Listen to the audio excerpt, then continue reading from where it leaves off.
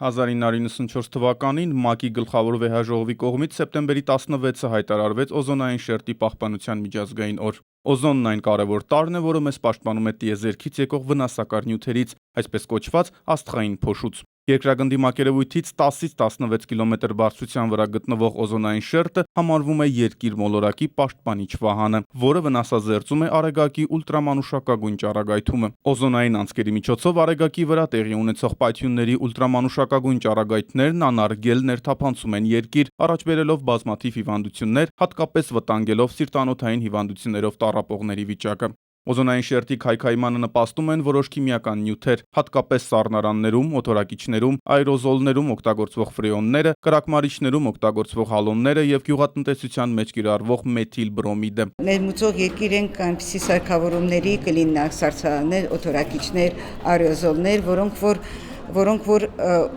պոտենցիալ վտանգ են պարունակում, եթե դրանք ճիշտ ձևով չարտադրվեն։ ՄԱԿ-ի շրջակա միջավայրի ծրագրի նախաձեռնությամբ 1985 թվականի մայիսին Վիեննայում ընդունվեց օզոնային շերտի պահպանության մասին կոնվենցիան։ 1987 թվականին ստորագրվեց այսպես կոչված օզոնային շերտը քայքայող նյութերի մասին Մոնրեալի արձանագրությունը։ Հայաստանի Հանրապետությունը 1999 թվականի ապրիլի 28-ին վավերացրել է եւ Վիեննայի կոնվենցիան եւ Մոնրեալի արձանագրությունը։ Դրանից հետո իրականացվել է մի շարք քայլեր։ Ընդունվել է օզոնային շերտը քայքայող նյութերի մասին օրենք, որով արգելվեցին օզոնային շերտը քայքայող նյութերի արտադրությունը Հայաստանում, ինչպես նաև սահմանափակումներ մտցվեցին այդ նյութերի ներմուծման եւ տարանցիկ փոխադրման համար։ Լիաննա Ղահրամանյանը վստահեցնում է, որ մեծ տրված չափաբաժինը լիովին բավարարում է։ Հիմնամակարդակը սահմանվել է 2009-2010 թվականների միջինացված տվյալների եւ կազմում է 126 տոննա տարեկան։ Մասնագետները նշում են, որ թեև օզոնի բաղադրությունը մթնոլորտում դեռ չի հասել այն մակարդակին, որն ունեցել է երկիր մոլորակը մինչև օզոնային շերտի քայքայման գործընթացների սկսումը 1970 թվականը, այնուամենայնիվ Մոնրեալի արձանագրությունը տալիս է իր առաջին արդյունքները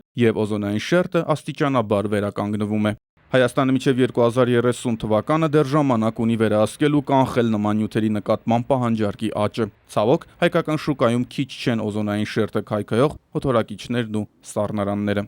Սուրեն Արայենց, Արտուր Հունանյան, ժամը լրատվական։